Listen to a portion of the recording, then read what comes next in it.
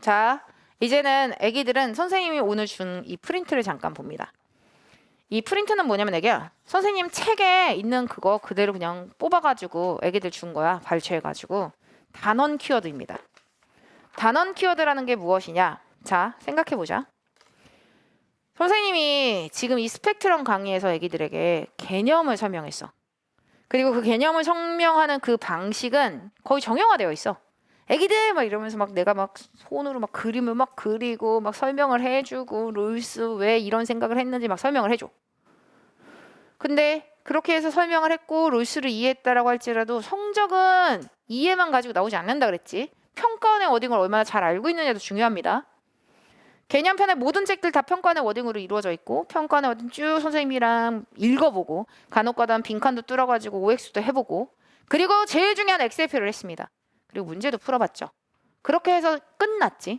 근데 있잖아, 복습을 할 땐 애기는 처음부터 끝까지의 내용이 애기들 머릿속에 다 있는 거잖아.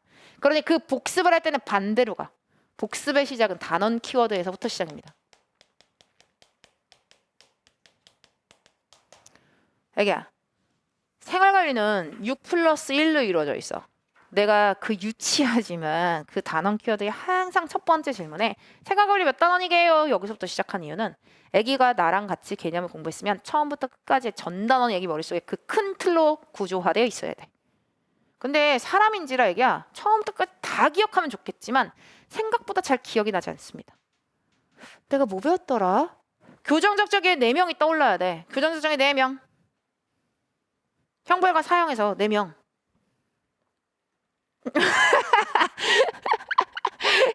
루소, 칸트, 벤담, 베카리아 떠올라야 됩니다. 자, 이걸 떠오르고 문제를 푸는 아이와 둘을 뭉실하게 읽으면서 이거 베카리안가? 이렇게 푸는 건 어마어마한 차이가 있습니다. 이 간극을 뭐라 그럴까? 문제와 개념의 간극, 문제를 보자마자 개념이 떠올라야 되는 그 시간차, 이걸 줄일수록 애기들이 확신을 가지고 문제를 풀 수 있을 거야. 우리 나랑 공부했잖아 오늘. 우리 해외 원조 3명 배웠잖아 오늘. 누구? 노직, 싱어, 롤스. 오늘 배웠으니까 이건 기억이 나지. 근데 저 한참 전에 배웠던 주군관 6명 있었습니다. 동양의 주군관 3명, 서양의 주군관 3명. 기억나시나요? 동양의 주군관 3명. 누구? 그렇지. 유교, 불교, 도가. 물론 이건 3명은 아니지. 세상가. 여기야 서양의 주군관 3명이었어. 누구? 플라톤, 에피쿠로스, 하이데거. 뜨문. 애기야, 난 애기들이 문제를 보자마자 기억했으면 좋겠어. 무슨 내용을 배웠는지. 근데 그건 디테일은 문제를 풀면서 그 디테일은 적용시켜서 떠올려서 문제를 풀면 되는 거고 우선은 큰 틀은 단원 키워드야. 그래서 있잖아, 단원 키워드를 통해서 내가 0단원에서 뭘 배웠는지 그리고 1단원에서 뭘 배웠는지 2단원, 3단원, 4단원, 5단원, 6단원에 뭘 배웠는지를 떠올리시면 됩니다. 단원 키워드에 아주 디테일한 것들이 들어가 있지 않아. 근데 단원 키워드를 딱 봤는데 선생님 저는요 시민 부복종에서 싱어가 하나도 생각이 안 나요. 분명히 이런 때가 있어. 그러면 그 파트 찾아가서 공부하는 거야. 단원 키워드에서 아예 기억이 나지 않는 파트를 찾는 것도 그 단원 키워드의 목적이야. 한 번 했기 때문에 이건 수능 때까지는 계속 하면 됩니다. 근데 그걸 찾아가서 반복하는 건 엑셀표와 선생님의 책으로 공부하면 돼. 그리고 나서 이제 또 문제를 풀죠. 근데 있잖아, 단원 키워드 적는데 2분밖에 안 걸려. 그러면 우리는 지금 6+1로 하고 있으니까 이 7단원, 이 7개를 다 적는데 애기야, 한 개당 2분씩이라면 애기야 14분밖에 안 걸려. 그러면 선생님이 남는 시간 동안 애기들에게 단원 키워드를 하라고 줄 겁니다. 0단원부터 해볼까요? 0단원 시작해봅니다. 1분 줄게요. 2분도 안 걸리더라고. 그래서 애기들 선생님과 오늘 단원 키워드 해서 정리하고 마무리 짓습니다. 1분 시작. 인강 듣는 친구들도 이거 다운 받으실 수 있습니다. 그래서 다운 받으셔서 같이 테스트 해봅니다.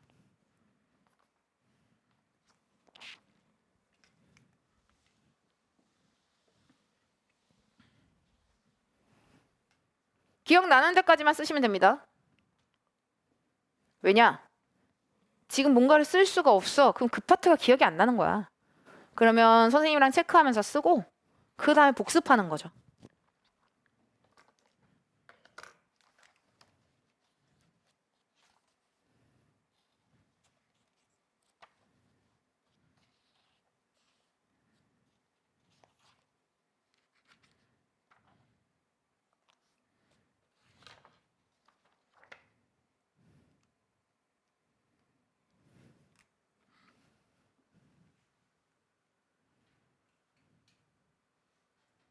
같이 볼까요?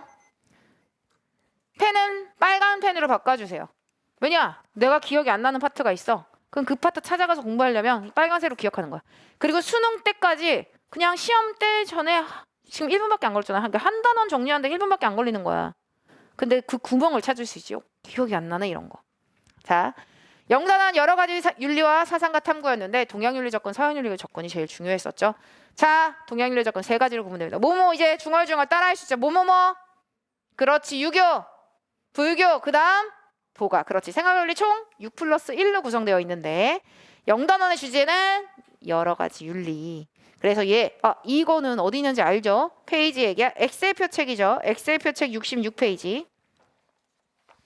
우리 이미 영단원 단원 키워드 할 때 애기들 요 파트 이렇게 연달아 가지고 넣고 공부하는 거야 라고 이야기했었죠. 그러니 얘 계속 반복하면서 무한 반복하면서 얘 체크해 주시는 겁니다. 그럼 영단원의 내용이 다 기억이 나거든. 근데 그 중에서 기억이 안 나는 거 찾아가서 디테일 보는 거야. 동양윤리 접근 세 가지 애기들이 얘기한 것처럼 유교, 불교, 도가입니다.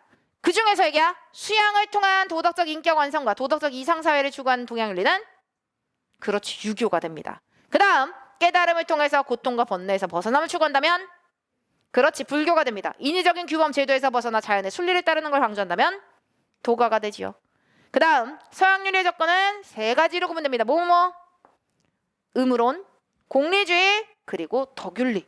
근데 그게 기억이 안 나. 선생님 저 이거 기억이 안 났었네요. 그 파트 찾아가서 공부하는 거야. 내가 부족한 파트를 찾아갈 수 있어.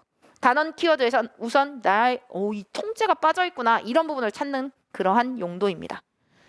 자, 옳다는 이유로 도덕적 행위를 해야 함을 강조하는 서양윤리는 음으론이고요. 최대적 최대 행복을 강조한다면 당연히 공리주의가 되겠죠. 행위자의 성품을 먼저 평가하고 이를 근거로 한 도덕 행위를 강조하는 건 뭐고? 덕윤리가 됩니다. 음으론의 대표적인 사상과 정언 명령에 따르는 도덕 행위를 강조하는 사람은 누구고? 그렇지 칸트가 됩니다. 모든 쾌락은 질적으로 같으며 양적인 차이만 있다고 가정하고 쾌락을 개선할 수 있다고 보는 입장은 벤담의 양적 공리주의. 아니에요. 질적 차이 있는데요 라고 보는 질적 공리주의. 자, 그리고 어떤 규칙이 최대 유용성을 산출하는지 판단한 후 그 규칙에 부합하는 행위가 옳다고 보는 입장은 규칙 공리주의가 됩니다. 덕윤리의 맥킨타이어 공동체 강조하죠. 끝. 자, 이제 여기서 기억이 안 나 맥킨타이어가 그러면 엑셀표 찾아가는 거야. 앞에 부분. 무슨 말인지 알겠지? 오케이. 자, 이게 1단원 이거는 30초 줄게요. 너무 쉽지 않니?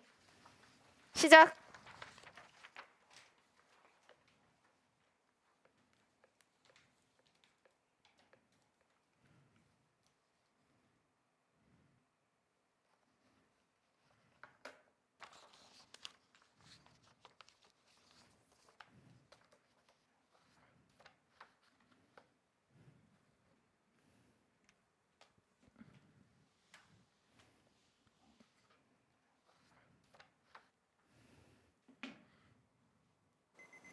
자, 같이 봅니다. 그러고 보니까 영단원 요거 안 하고 넘어갔는데 영단원 이런 내용이 있는데 이거는 뭐 테스트하는 거 아니었었으니까. 자, 1단원 여러 가지 윤리학, 윤리탐과 도덕 판단, 토론 및 성찰의 중요성을 다뤘던 파트입니다. 여러 가지 윤리학 하는 순간 애기야 뭐뭐 해야 한다 하지 말아야 된다. 무슨 윤리학과? 규범 윤리학. 그리고 나머지로 이제 구분되는데 어디 한번 또 확인. 애기야 30번이랑 31번은 안 할게요. 30번, 31번은 애기야 6 플러스 1이요. 1단원은 현대상과 실천윤리야. 오케이. 자, 도덕행위의 근거가 되는 도덕 원리. 이게 이론 규범이고 인간의 성품에 대해서 탐구하고 이를 바탕으로 도덕 문제 해결한다라면 이거 실천윤리학이 되겠지. 이거 두 개 합쳐서 규범윤리학이라고 부릅니다. 규범윤리학 안에서도 애기야 윤리적인 행위를 위한 근본 원리로 성립 가능한 도덕 원리를 탐구하는 건 그렇지 이론 윤리학이고 그 다음에 삶에서 구체적으로 발생하는 윤리 문제에 대해서 도덕 원리를 근거로 하여 해결책을 모색하는 건 실천 윤리학이 됩니다. 도덕적 언어의 의미를 분석하고 도덕 추론의 정당성을 검증하는 건 메타 윤리학이 되고요. 도덕의 현상, 문제를 명확하게 기술하고 기술된 현상들 간의 인과관계를 설명하는 건 기술 윤리학이 됩니다.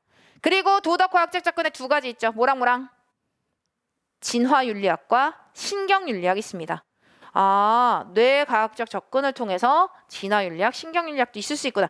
이게 2021학년도 작년에 처음 15개정 때 들어왔기 때문에 직접적으로 시험에 낸 적이 없어 지금까지.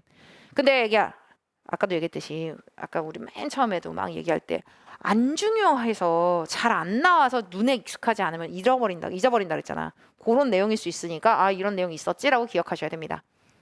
시험에 나오진 않습니다.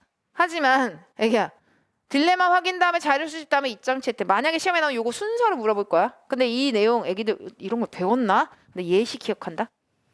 고양이 죽으면 어디다 버려야 돼? 그치 종량제 봉투. 이거 예시는 기억하지? 요런 것도 기억하거든. 그래서 요거 자료 수집이 먼저다. 그 다음 입장 채택이다 정도만 기억하시면 됩니다. 나머지는 보고 문제 푸는 형태니까. 벌써 1단원 끝났어 애기야. 근데 내가 기술력이 기억이 안 나.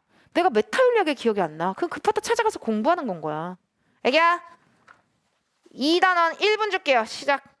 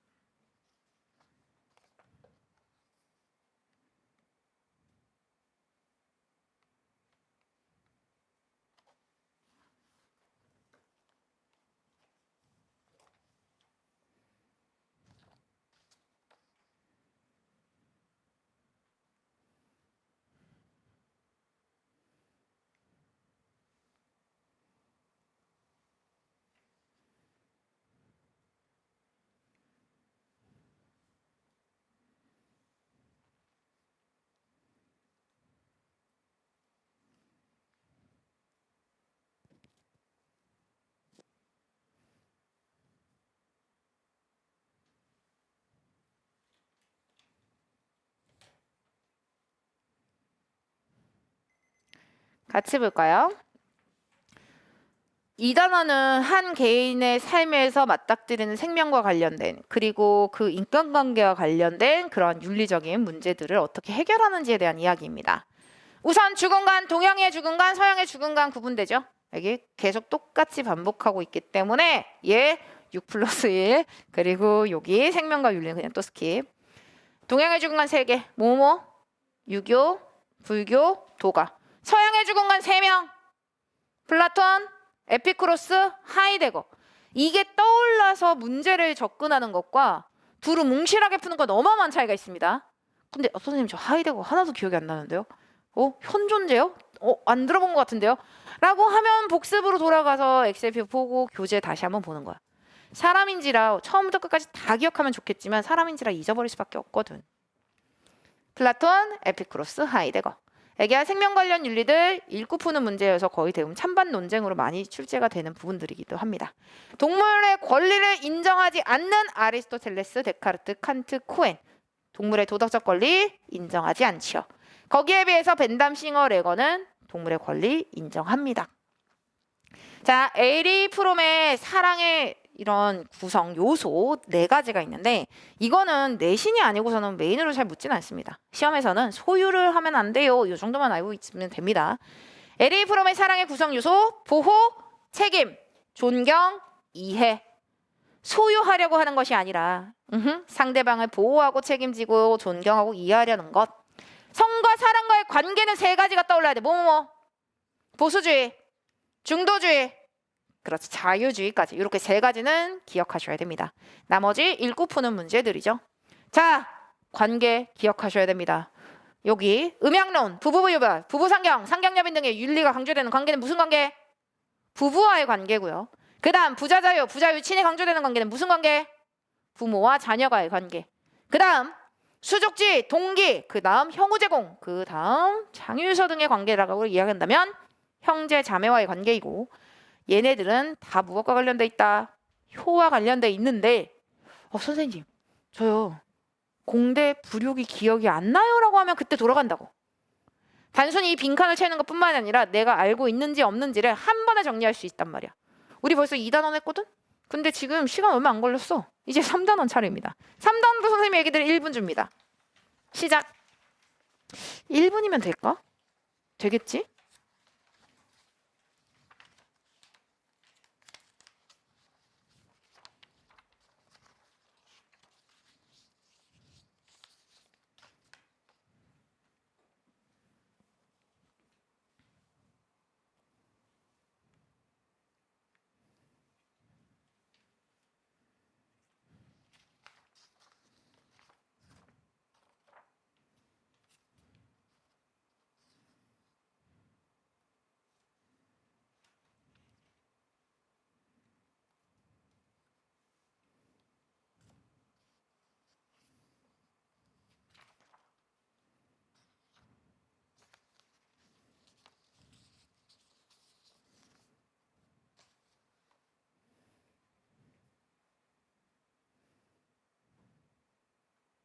3단원 내용이 많아서 선생님 1분 더 줄게요.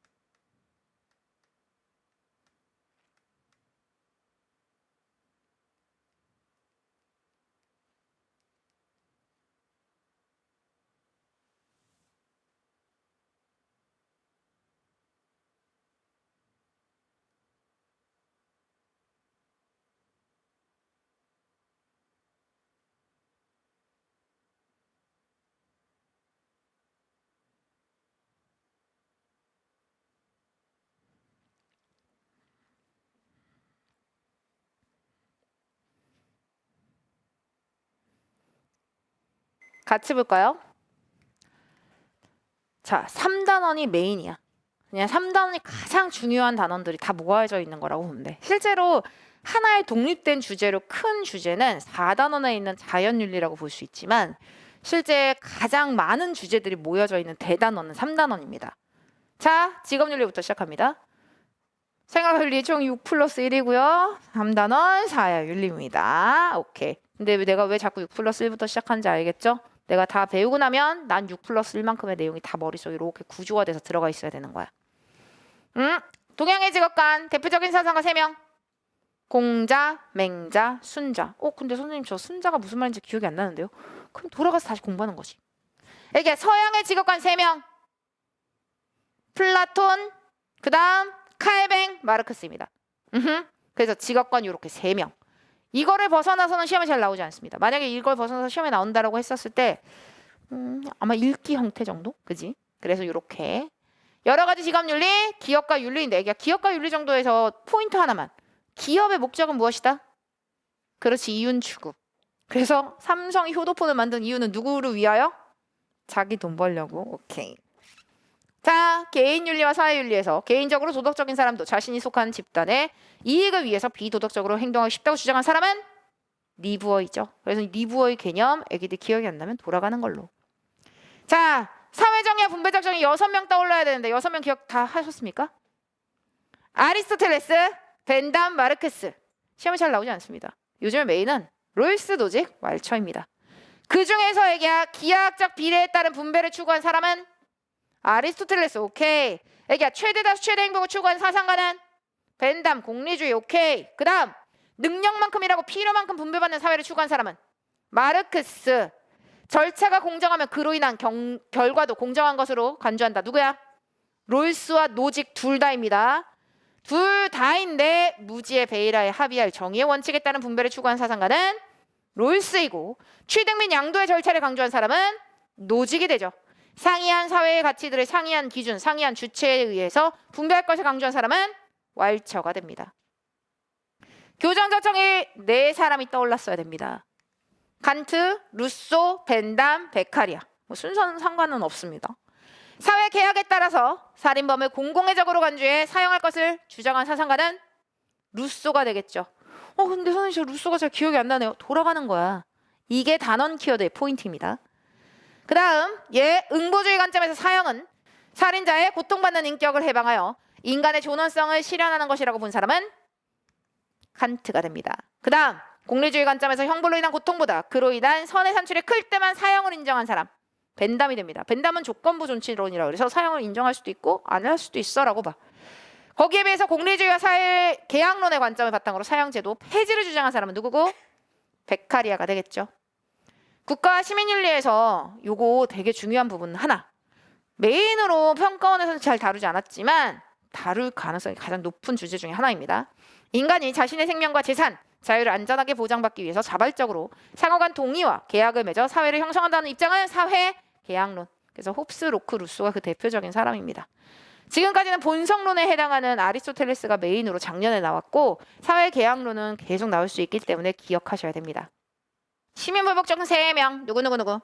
소로, 싱어, 그리고 롤스.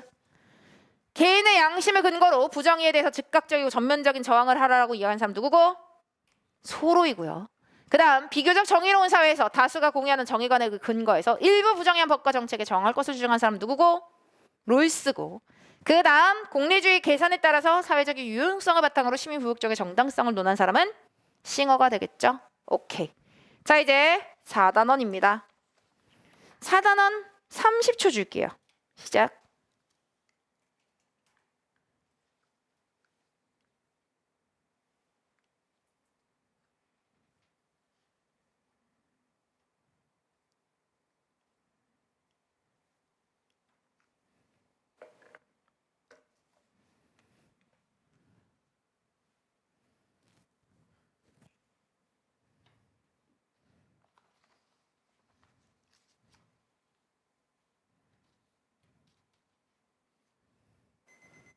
같이 볼까요? 4단원 과학과 윤리, 과학기술과 윤리, 책임윤리, 정보사회윤리, 자연윤리 있습니다. 자, 책임 두 가지로 구분됩니다. 6 플러스 1. 그 다음 과학과 윤리 여기 계속 놓치고 있어. 왜냐면 이게 계속 반복되니까 오늘 하루에 할 때는 이제 6 플러스 1은 거의 외우지 않았을까, 그지? 자, 책임에 대해서 두 가지로 구분이 되는데 과학적이고 윤리적인 방법을 따를 책임을 일컫는 용어입니다. 그러니까 연구 과정에서의 책임을 강조하는 거 무슨 책임?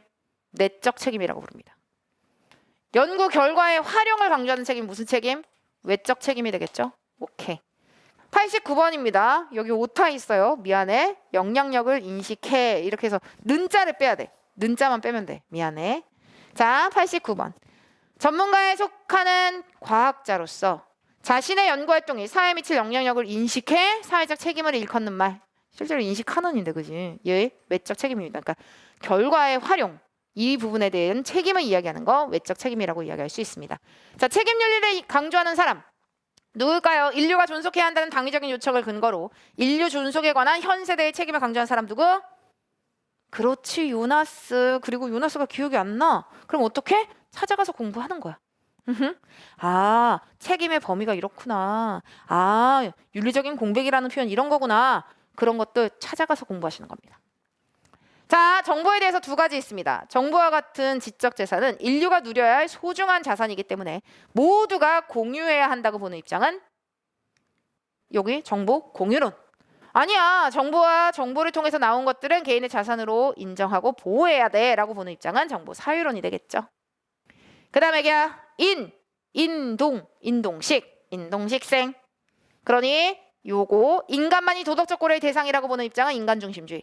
인간과 동물만이 도덕적 고려의 대상이라고 보는 입장 동물중심주의. 그 다음 생명체만이 도덕적 고려의 대상이라고 보는 사람들 생명중심주의자들이 되겠지. 슈바이처 테일러 있는데 테일러 특히 자주 나옵니다. 그 다음 자연의 모든 존재가 도덕적 고려의 대상이에요 라고 하는 순간 생태중심주의가 됩니다. 자, 애기야 요거 하나만. 인간이 도덕적 행위의 주체라고 보는 입장은 그러지, 전부 다. 너무 잘했어. 그리고 동양의 자연과 유불도 있습니다. 하지만 메인으로 요즘엔 잘 출제하지 않고 있죠. 5단원도 선생님이 1분 줄게요. 시작.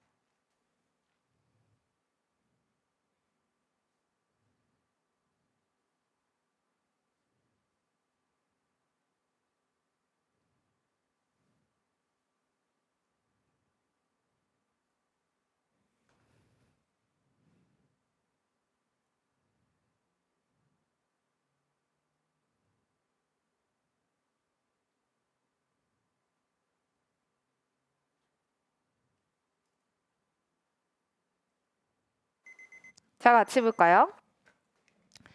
5단원 문화와 윤리입니다. 예술과 윤리에서 예술과 윤리 모든 예술작품은 고결한 품성과 올바른 행위를 포함하여 도덕적 교훈이나 본보기를 제공해야 된다고 보는 입장은 도덕주의. 아니요.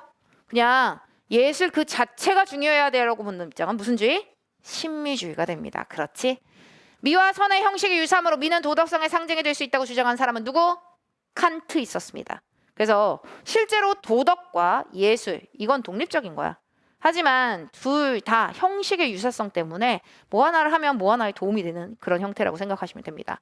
예, 칸트. 자, 의식주 관련 윤리는 읽고 풀면 되고요. 그 다음 소비 원리와 관련하여 자신의 부와 명성을 타인에게 보여주기 위한 경쟁적 소비 형태, 과시소비 기억하시죠? 그 다음 자신의 경제력 안에서 최선의 제품을 구매하는 소비는 무슨 소비? 합리적 소비. 재화나 서비스를 만들고 유통하는 전체 과정을 윤리적 가치에 따라 판단하여 구매하는 소비는 무슨 소비? 그렇지, 윤리적 소비. 자, 다문화 정책 3가지 있습니다. 다문화 정책 3가지 뭐뭐뭐 동화주의, 국수대접, 그 다음 샐러드부. 공존을 추구한다라고 한다면 얘네 둘. 그 다음에 주류와 비주류를 구분한다면 얘네 둘 이렇게 되겠지. 자, 이거 3개 중에 이민자가 출신국의 언어, 문화, 사회적 특성을 포기하고 주류 사회의 일원이 되도록 주류 문화로 편입시켜야 한다고 보는 입장은 그렇지, 동화주의가 됩니다. 그 다음 국수가 주된 역할을 하고 고명이 부수적인 역할을 하여 맛을 냈듯이 주류 문화와 비주류의 공존이 중요해요 라고 하는 입장은 국수 대접 이론이 됩니다. 다른 맛을 가진 채소와 과일들이 서로 조화를 이루어야 돼요 라고 하는 입장은 샐러드볼 이론이 됩니다. 그 다음 인간이 종교적인 존재라는 인식을 바탕으로 세속과 성스러움의 세계가 조화를 이루어야 된다라고 이야기하는 사람 누구? 엘리아드 있습니다. 근데 선생님 저 엘리아드가 기억이 안 나요. 그럼 찾아가서 공부하는 거야. 자, 이제 오늘 공부했죠? 6단원 마지막입니다. 1분 줄게요. 시작.